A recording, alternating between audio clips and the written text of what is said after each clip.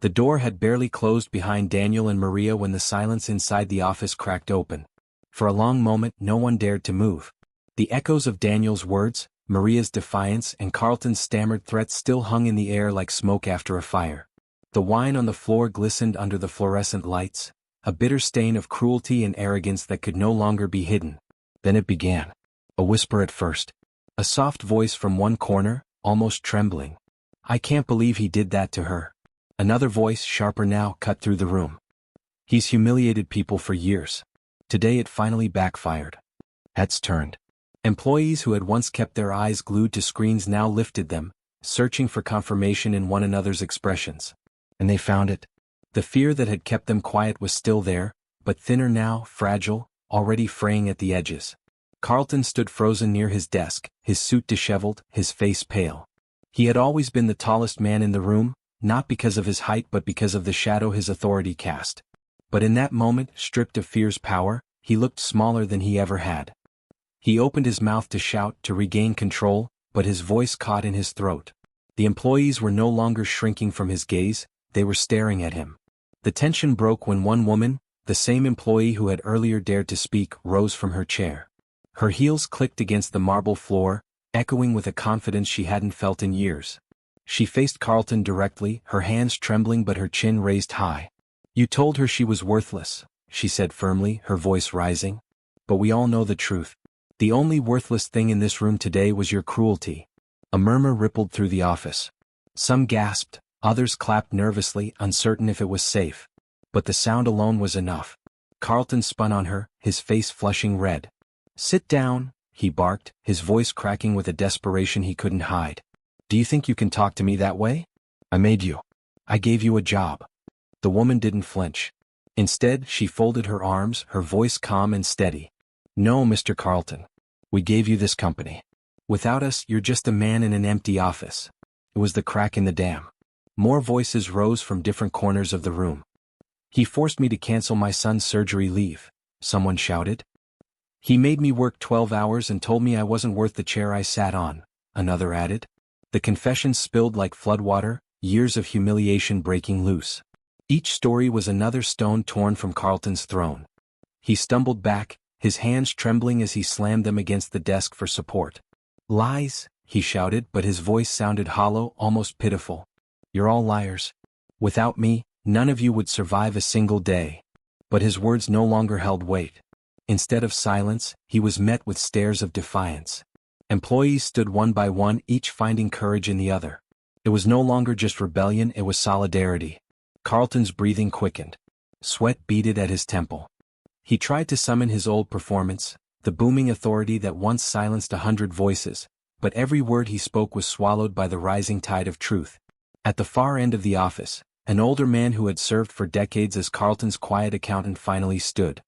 His voice, though raspy, carried a gravity that silenced even the murmurs for a moment. "For years," he said, his gaze locked on Carlton, "I balanced your books and kept my head down. I watched you mock, threaten, and break people. I told myself it wasn't my fight. But today I saw a cleaner show more strength than you have ever had. And I will not stay silent anymore." The office erupted into applause, tentative at first, then swelling like a wave. Carlton staggered backward as though the sound itself struck him. His empire, once built on silence, was collapsing in front of his eyes. "Stop it!" he screamed, slamming his fist on the desk. "All of you, stop this madness. You need me. You owe me loyalty." But the applause drowned his words. Employees clapped harder, some shouting Maria's name, others chanting Daniel's words back at him. Respect cannot be bought. Power built on fear collapses. Carlton's face drained of color. He grabbed the edge of his desk as if its polished wood could anchor him to the power slipping from his grasp. But he could already feel it, the weight of 100 eyes no longer cowering but condemning. For the first time in his career, Carlton realized he was alone. The walls that had once echoed with his dominance now echoed with his defeat. The wine on the floor, the trembling employees, the broken silence, it was all evidence, not just of a mistake, but of years of cruelty finally meeting its reckoning. And though Maria had walked out of the building, her presence was everywhere. Her quiet dignity, her trembling but unbroken voice, had sparked something no CEO could ever contain. The stage was no longer Carlton's. The story had shifted. The office that once bowed to him had risen against him, and the empire he thought untouchable was cracking from within. And outside those glass walls, Maria was taking her first steps into a new life, unaware that inside, a revolution had already begun in her name. The days following the confrontation were unlike anything the company had ever seen. What had once been a kingdom of silence now buzzed with whispers, testimonies, and quiet acts of rebellion. Employees who had once flinched at Carlton's footsteps now spoke in clusters at the coffee machines, gathering courage from one another. For Carlton, each day felt heavier than the last. The first blow had been Daniel's call for an investigation. At first, Carlton brushed it off, laughing in the privacy of his office. "What can they possibly find?" he muttered, convincing himself that his money and connections would bury the matter. But by the end of the week, government inspectors walked through the glass doors of the building. Their sharp eyes scanned every corner, their voices clipped, their demands clear. They carried notepads and recording devices, asking questions Carlton had no rehearsed answers for. Where are the overtime records? Do you have documentation of employee grievances? Can you explain the absence of formal HR procedures? Each question struck Carlton like a hammer. His answers came sharp, defensive, and often incomplete. For years, he had treated his office like a personal theater, believing no one would dare question the script he wrote. But now, under the inspector's gaze, the polished marble and shining windows felt like evidence of a hollow empire. The employees noticed too. They watched as the same man who once commanded them with booming arrogance now stumbled over paperwork, stuttered in explanations, and barked orders that carried no weight. Some of them even smirked quietly, the taste of poetic justice sweet on their lips. The second blow came from the board of directors. For years, Carlton had kept them charmed with numbers, profits inflated by overworked staff, contracts secured through intimidation, and expenses hidden in labyrinthine accounts. But when the investigation reports reached them, the charm shattered. One by one, board members began to distance themselves. Phone calls Carlton once received daily stopped coming. Meetings were postponed, then cancelled. Investors pulled out quietly, their money fleeing like rats from a sinking ship. Finally, the board summoned him. He walked into the conference room wearing his most expensive suit, trying to hide the sweat on his brow. Around the table sat men and women who had once nodded obediently at his every word. Now their eyes were cold, unyielding. "Mr. Carlton," the chairman began, his voice sharp as steel, "the evidence against you is overwhelming. The testimonies from employees, the financial irregularities, the investigation reports, this company can no longer carry your name." Carlton laughed bitterly, forcing a sneer. "You think you can run this place without me? I'm this company. My name is on every contract, every wall. Without me you're nothing." The chairman's expression didn't flicker.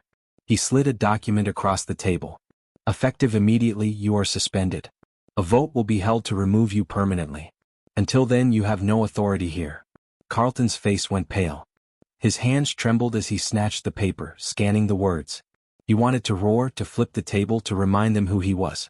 But when he looked up, all he saw were stares of disdain. No fear. No obedience. Just cold judgment. He stormed out, slamming the door behind him, but the echo of it sounded weak compared to the applause he once commanded.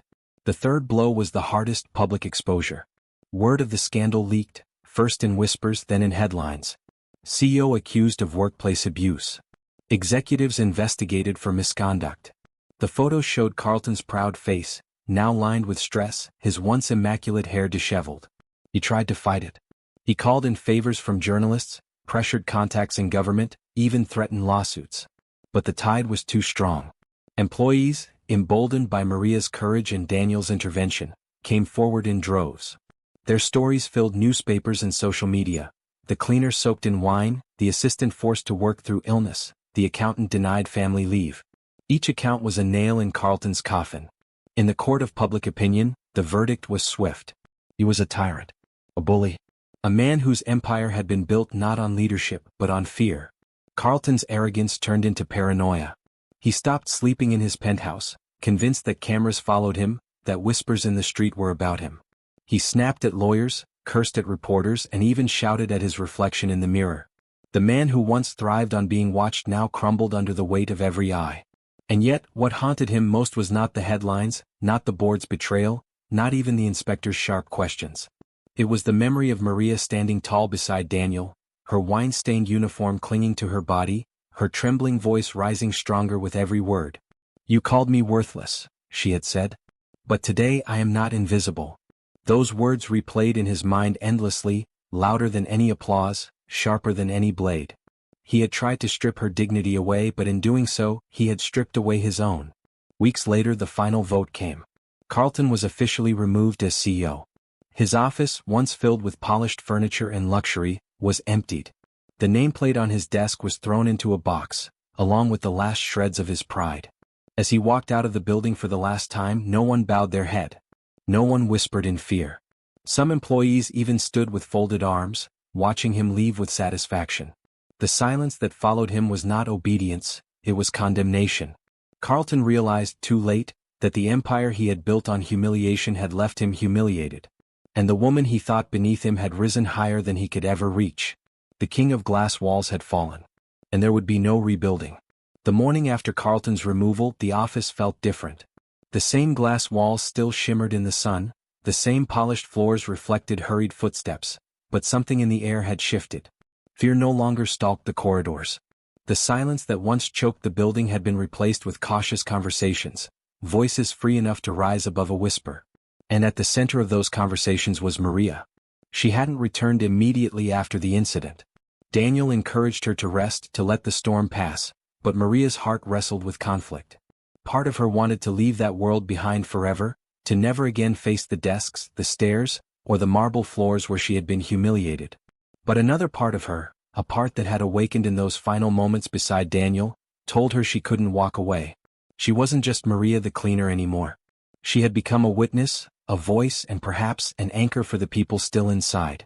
When she finally stepped through the glass doors again, wearing the same uniform but holding herself differently, the room stilled. Employees who once walked past her without a glance now paused. Some lowered their eyes in guilt. Others straightened, nodding respectfully. A few approached her quietly, offering apologies. "Maria, I'm sorry we didn't speak up that day. You were braver than all of us. We should have defended you." Their words made her chest tighten. For years she had felt invisible, treated as though her work had no meaning beyond a paycheck. Now those same voices carried respect. It was overwhelming. She didn't know whether to cry, smile, or retreat. But Daniel's words echoed in her memory. "It was never your position that gave you strength. It was who you are." A week later, the new interim leadership invited Maria to a meeting. She sat across from executives in suits who once overlooked her completely. The offer was simple. They wanted her to join a committee to rebuild workplace culture and ensure dignity for all employees. Maria's first instinct was to refuse. She looked down at her worn shoes, at her calloused hands, and thought, "I don't belong here. I've spent my life cleaning floors, not sitting at tables where decisions are made."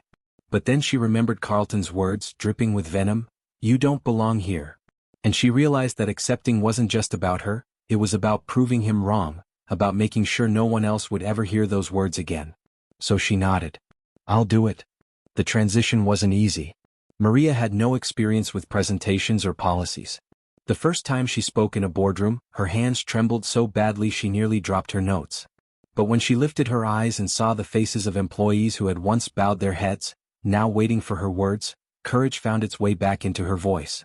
She spoke not in the polished jargon of executives but in simple truth. She talked about dignity, about respect, about the unseen weight carried by cleaners, assistants, and junior staff. She spoke about the silent sacrifices, missed family dinners, aching backs, tears swallowed in storage closets, that had been ignored for too long. And slowly the room began to listen.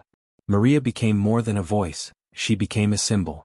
Employees from every department approached her with their stories, trusting her in ways they never trusted management. She listened, wrote down their words, and carried them into the meetings. She fought not with threats or arrogance but with truth. Her transformation didn't go unnoticed outside the office either. A journalist who had covered Carlton's scandal approached her for an interview. At first, Maria refused. She didn't want her life paraded in newspapers.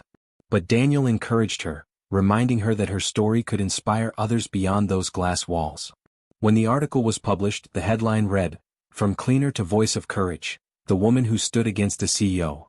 Maria's picture, humble yet resolute, appeared on the front page. Messages poured in, some from strangers who had endured workplace cruelty, others from ordinary people thanking her for reminding them that dignity belonged to everyone. But perhaps the most profound change was within Maria herself. For years she had carried her exhaustion quietly, convincing herself that silence was survival. But now she carried herself differently. When she walked through the office, her shoulders no longer hunched. Her eyes no longer searched for the floor. She wasn't just enduring anymore, she was leading, even if quietly, even if imperfectly. Daniel noticed it too. At home, he watched her sit at the kitchen table, scribbling notes for meetings, her brow furrowed in determination. He smiled softly, pride swelling in his chest. "You're becoming someone they can't ignore," he told her one evening. Maria looked up, her eyes shining but uncertain. "I was invisible for so long. Sometimes I don't believe this is me." Daniel reached across the table, taking her hand. "It's always been you. The world just sees it now." Her children noticed the change as well. They hugged her tighter, their eyes bright with pride. "Mama," her youngest whispered one night, "you're a hero." The words made her heart swell with both joy and disbelief. She had never dreamed of being called such a thing. Yet, in the quiet corners of her mind, Maria still battled doubts. She questioned whether she was strong enough to hold this new role, whether she could bear the weight of being a symbol. But every time fear whispered, she remembered the wine dripping from her hair, the laughter that once stung her skin, and she remembered how she had stood anyway. That memory, painful as it was, became her armor.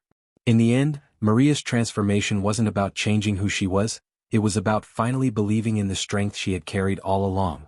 The woman who once scrubbed floors in silence now stood tall, not because she sought power, but because she demanded dignity. And in doing so, she gave others permission to demand the same. Carlton's empire had collapsed. His name, once etched into contracts and whispered with fear in the corridors, now appeared in headlines alongside words like disgraced, abusive, and fallen. He no longer commanded an office filled with trembling employees. Instead, he sat in courtrooms surrounded by lawyers, his arrogance reduced to bitter mutters and desperate denials. For Maria, however, life moved in the opposite direction. Where Carlton's world narrowed to shadows, hers widened to light. Weeks after his removal, a government report confirmed what many already knew: years of misconduct, falsified records, and intimidation that stretched beyond cruelty into illegality.